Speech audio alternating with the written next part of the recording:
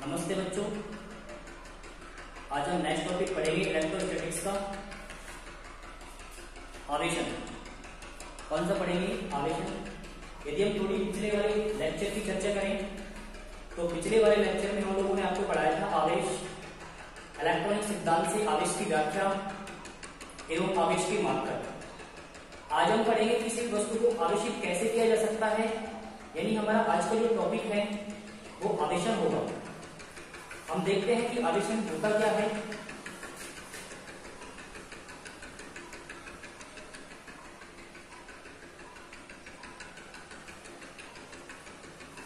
हम किसी भी वस्तु को आवेशित करेंगे तो दो विधियों के द्वारा करेंगे, एक तो स्पर्श विधि के द्वारा और सेकंड वन लीजिए हमारे पास प्रेरण विधि के द्वारा।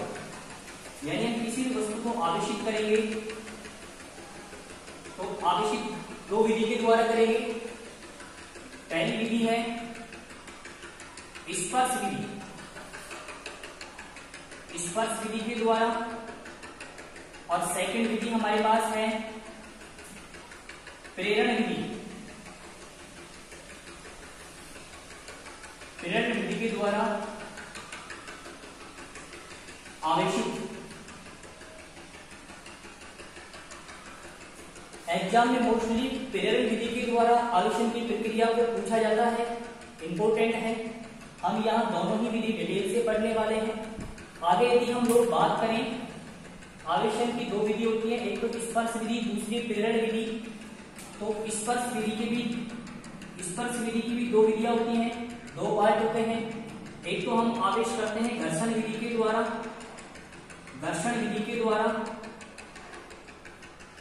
और दूसरा हम लोग करते हैं चालन विधि, या फिर हम इसे बोलेंगे संपर्क विधि। ओके बच्चों, यानी आवेशन की प्रक्रिया को यदि हम बात करें, किसी भी वस्तु को आवेशित करने की प्रक्रिया को, किसी भी वस्तु को आवेशित करने की प्रक्रिया को, चार्ज करने की प्रक्रिया को आवेशन कहते हैं। आवेशन दो विधि के द्वारा किया जाता है बच्चों, एक तो स्पर्श विधि के द्वारा किया जाता है, एक प्रेरण विधि के द्वारा किया जाता है। स्पर्श विधि के भी दो पार्ट हैं, एक तो आवेश किया जाता है घर्षण विधि के द्वारा और दूसरा आवेशित किया जाता है चालन विधि के द्वारा। तो सबसे पहले मैं स्टार्ट करने वाला हूं घर्षण विधि। ध्यान से देखना बच्चों इधर। सबसे पहले मैं घर्षण विधि के द्वारा आवेशन की प्रक्रिया को समझाऊंगा। तो यदि हम लोग इसकी परिभाषा देखें तो इसकी परिभाषा क्या हो जाएगी? किसी भी वस्तु को आवेशित करने की प्रक्रिया को, आवेशित करने की प्रक्रिया को, आवेशित करने की प्रक्रिया को आवेशन कहते हैं। क्या कहते हैं बच्चों? आवेशन कहते हैं, आवेशन कहते हैं। अब हम पढ़ेंगे घर्षण विधि। दो विधि होती है आवेशन की, पहली स्पर्श विधि, दूसरी कौन सी होती है आपके पास? प्रेरण विधि। स्पर्श विधि में कौन कौन सा है? घर्षण विधि है, यानी कि इसका भी एक पॉइंट है, और इसका सेकंड पॉइंट कौन सा है? चालन विधि। तो सबसे पहले हम लोग घर्षण विधि पढ़ेंगे। नोट कर लेना आप मेरे साथ साथ रजिस्टर में।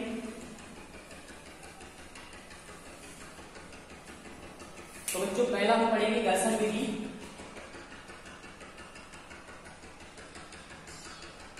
घर्षण विधि द्वारा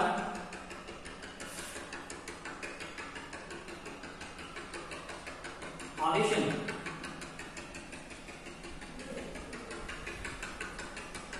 प्यारे बच्चों, घर्षण विधि के द्वारा हम लोग आवेशन पढ़ेंगे कि किसी भी वस्तु को घर्षण विधि के द्वारा कैसे आवेशित करते हैं। तो हमको दो वस्तु लेनी पड़ेगी, यानी मैं दो वस्तु ले लेता हूं। पहली वस्तु हमारे पास ये है, ये पहली वस्तु है, ये आपके पास दूसरी वस्तु है। अब बच्चों जब दो वस्तु को आपस में रगड़ते हैं, जैसे ये दो वस्तु हैं, इनकी सतह को आपस में रगड़ते हैं तो इनके इलेक्ट्रॉन्स, हम जानते हैं प्रकृति में समस्त वस्तुओं के अंदर इलेक्ट्रॉन्स होते हैं, तो इनके इलेक्ट्रॉन्स ऊर्जित हो जाते हैं और ऊर्जित होकर के एक वस्तु से इलेक्ट्रॉन निकलते हैं और दूसरी वस्तु में एंटर करते हैं।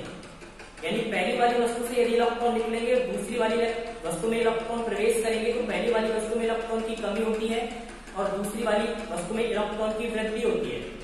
यानी त्यागने वाली वस्तु धनावेशित होती है इलेक्ट्रॉन की कमी के कारण, और ग्रहण करने वाली वस्तु ऋणावेशित होती है इलेक्ट्रॉन ग्रहण करने के कारण। तो यदि मैं बात करता हूँ प्यारे बच्चों, ये दो वस्तुएं हमारे पास, और इन दोनों वस्तुओं को आपस में रगड़ते हैं, इनकी सतह को रगड़ते हैं, तो माना पहली वस्तु इलेक्ट्रॉन त्यागती है और दूसरी वस्तु इलेक्ट्रॉन ग्रहण करती है, तो इस वस्तु से इलेक्ट्रॉन निकलते हैं और दूसरी वस्तु में इलेक्ट्रॉन एंटर करते हैं। तो पहली वस्तु में इलेक्ट्रॉन की कमी के कारण यहाँ पॉजिटिव चार्ज होता है, फिर और हम लोग घर्षण कराएंगे तो यहाँ से इलेक्ट्रॉन निकलेंगे पहली वस्तु से और सेकंड वाली वस्तु में एंटर करते जाएंगे। तो प्यारे बच्चों, यहाँ पर पहली वाली वस्तु इलेक्ट्रॉन की कमी के कारण, किसकी कमी के कारण?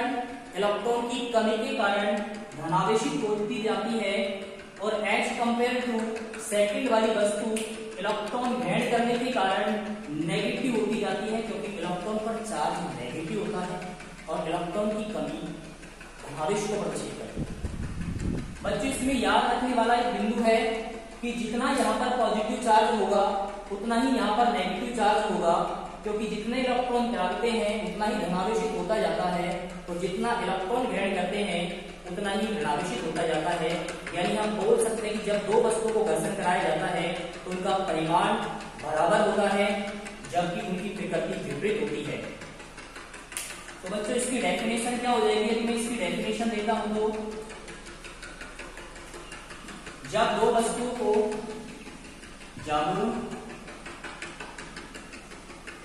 दो वस्तुओं की सतह को आपस में रगड़ा जाता है तो पहली वस्तु से इलेक्ट्रॉन निकलकर दूसरी वस्तु में प्रवेश करते हैं, जिससे पहली वस्तु के पास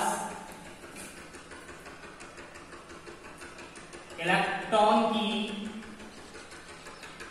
कमी हो जाती है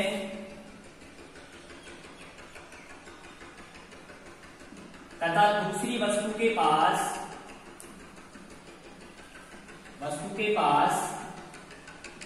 इलेक्ट्रॉन की वृद्धि हो जाती है।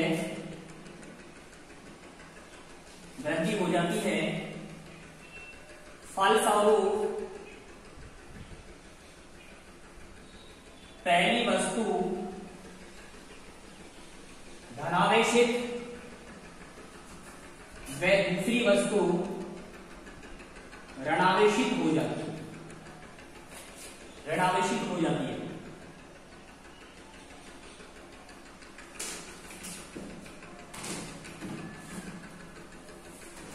दूसरी वस्तु क्या हो जाती है बच्चों?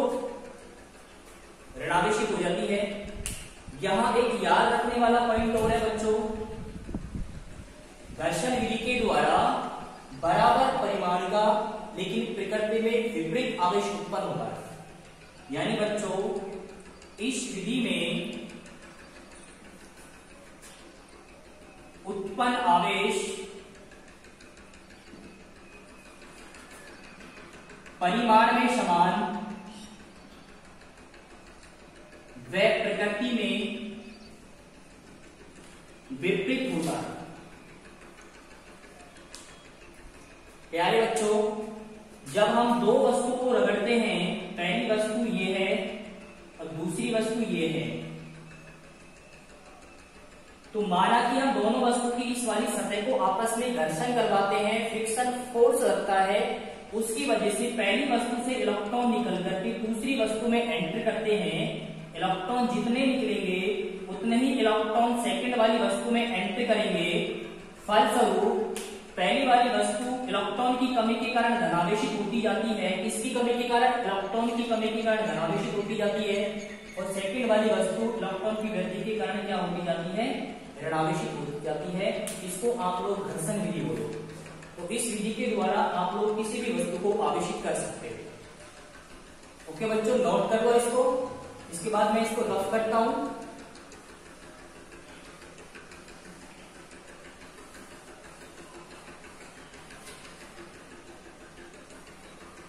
बच्चों इसका सिंपल सा एग्जांपल लेते हैं हम रियल लाइफ में। आपने प्लास्टिक का कट्टा देखा होगा, उसके धागे निकाल लेना, उसके रेशे निकाल लेना।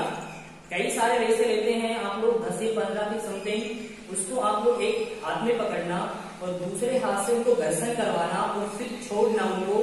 वे धागे एक दूसरे से दूर दूर जाएंगे। इसका मतलब क्या है? क्योंकि समस्त धागों पर समान आवेश होता है। और मैंने आपको कल पढ़ाया था कि सजातीय आवेश में प्रतिकर्षण होता है। और जब आप उनको हाथ से घर्षण करवाते हो तो धागों से इलेक्ट्रॉन निकलते हैं और आपके हाथ में आ जाते हैं। इसलिए प्यारे बच्चों, उस पर पॉजिटिव चार्ज हो जाता है, आपके हाथ में नेगेटिव चार्ज हो जाता है। और पॉजिटिव और नेगेटिव चार्ज के बीच में क्या होता है? आकर्षण होता है। ठीक है ना? इसका ये उदाहरण है। अब बच्चों यदि हम एक टेबल बनाते हैं तो देखा मैंने आपको कल ये पढ़ाया था, एबोनाइट की छड़ को बिल्ली की खाल से रगड़ते हैं तो बिल्ली की खाल से इलेक्ट्रॉन निकलते हैं और एबोनाइट की छड़ पे आ जाते हैं। क्योंकि घर्षण होता है तो घर्षण के द्वारा वो चार्ज हो रहे थे। कांच की छड़ को आप लोग रेशम से सिल्क से रगड़ोगे तो भी वो चार्ज हो रहे थे। तो ये घर्षण विधि तो थी कल। तो देखो बच्चों, मैं टेबल बनाता हूं।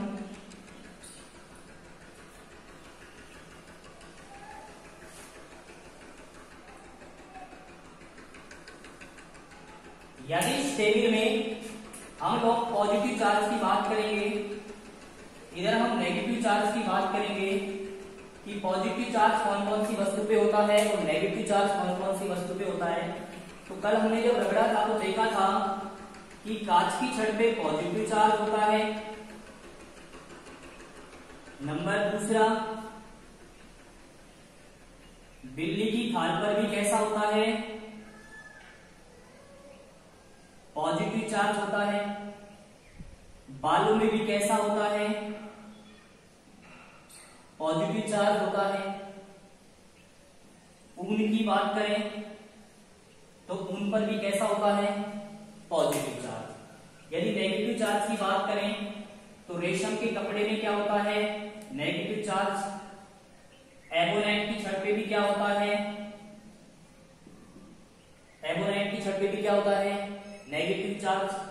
यदि प्यारे बच्चों हम लोग प्लास्टिक की बात करें, प्लास्टिक छड़, तो प्लास्टिक की छड़ पर भी नेगेटिव चार्ज होता है।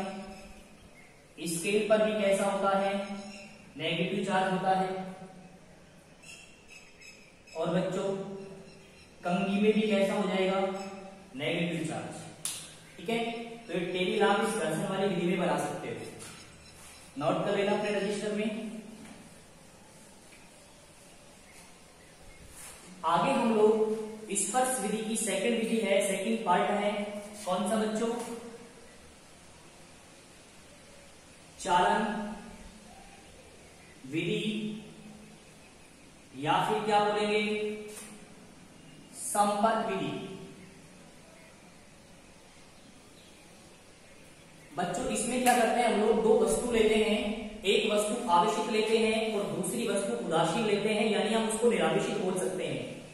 यदि हम दोनों वस्तुओं को, एक चार्ज है एक डिस्चार्ज है, यदि उनको हम लोग एक चार्जिंग तार से जोड़ देते हैं, एक चालक तार से जोड़ देते हैं, तो पहली जो आवेशित वस्तु है उससे जब तक विभव निकलेगा, जब तक कि दोनों का विभव बराबर ना हो जाए, तो उसे कौन सी विधि बोलेंगे? चालन विधि बोलेंगे। बच्चों इसमें क्या होता है?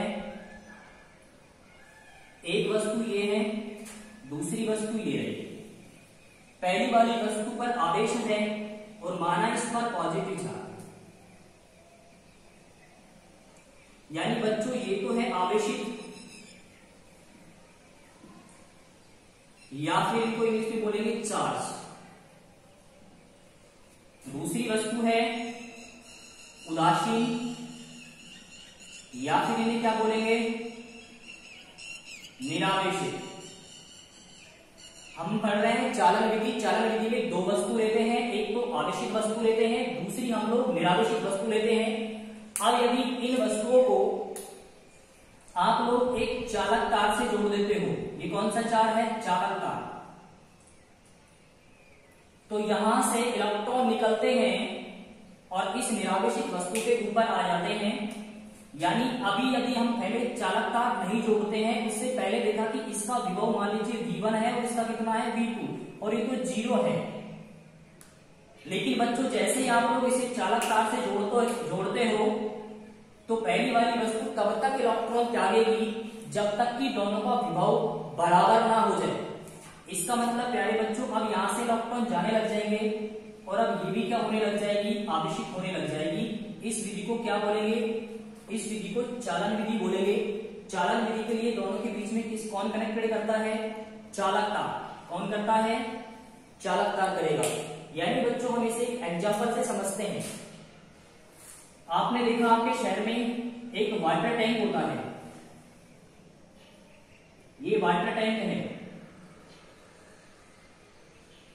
और एक आपके पास टैंक होता है घर में,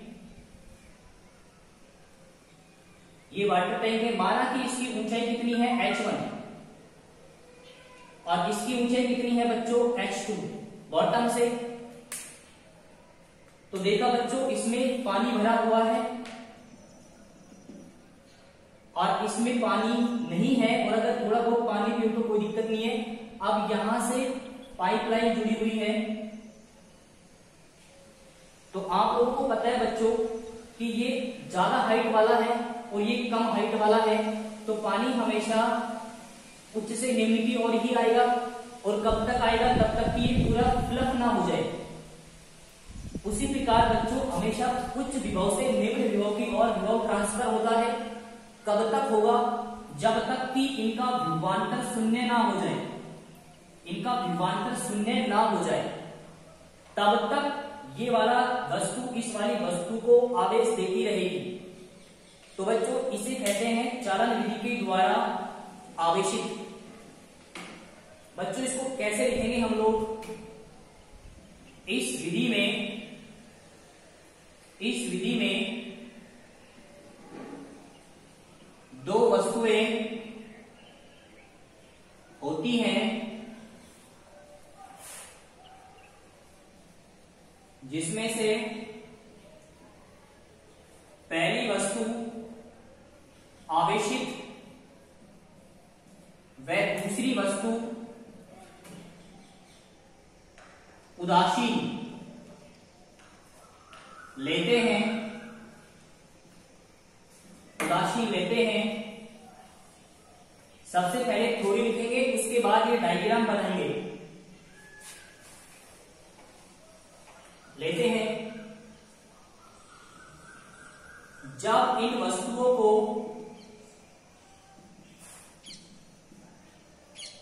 किसी चालक तार से संपर्कित किया जाता है,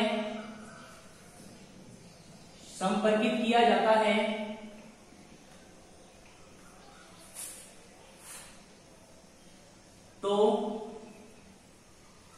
पहली वस्तु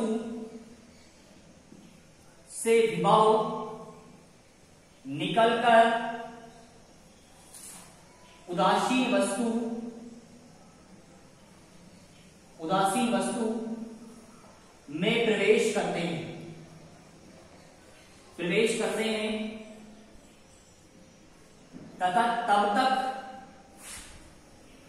प्रवेश करेंगे तब तक उनका विभवांतर शून्य ना हो जाए।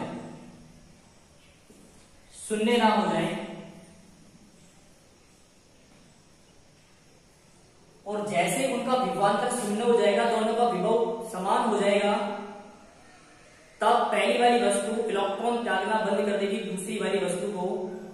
तो दोनों वस्तु चार्ज हो गई। इसे कहते हैं चालन विधि। क्या कहते हैं बच्चों? चालन विधि। इस थ्योरी के नीचे आप लोग जो मैंने दो वस्तु बनवाई थी, दो गोले बनवाए थे, उनका डायग्राम बनाना है आपको। अब बच्चों ध्यान रखना, इसमें आप ये नहीं लिख सकते कि इनका परिमाण समान होगा। परिमाण समान कब होता है? तब दो गोला लेते हैं और दोनों गोलों की त्रिज्याएं बराबर होती हैं। उनकी त्रिज्याएं बराबर होती हैं। आप अगले चैप्टर में पढ़ोगे दो गोलों पर विभव अगले चैप्टर में पढ़ोगे तो उनमें किसी तार से जोड़ते हैं तो इसका V1 विभव होता है, इसका V2 होता है। तो अब उनका विभव हम निकालते हैं, समान मैग्नीट्यूड होता है तो हम एक फॉर्मूला यूज करते हैं V1 प्लस V2/2। ये अगले चैप्टर की बात है, नेक्स्ट चैप्टर की बात है, इसमें इनको डिटेल से पढ़ेंगे। अभी सिर्फ आप इतना पढ़ोगे चालन विधि या संपर्क विधि। इस विधि में दो वस्तु होती है, एक आवेशित होती है, दूसरी निरावेशित होती है। उनको चालक तार से जोड़ते हैं। पहली वस्तु से इलेक्ट्रॉन निकल करके दूसरे में प्रवेश करेंगे। कब तक प्रवेश करेंगे? तब तक कि दोनों का विभव समान ना हो जाए, यानी उनका विभवांतर समान ना हो, उनका विभवांतर शून्य ना हो जाए। इस विधि को क्या बोलेंगे? चालन विधि या संपर्क विधि। तो बच्चों, आवेशन की पहली विधि स्पर्श विधि कंप्लीट हो गई। स्पर्श विधि में दो पार्ट हैं, घर्षण विधि और चालन विधि। अब सेकंड विधि कौन सी हमारे पास? प्रेरण विधि। उसको हम लोग नेक्स्ट डे पढ़ेंगे। फिलहाल के लिए इतना ही। Thank you, bye bye.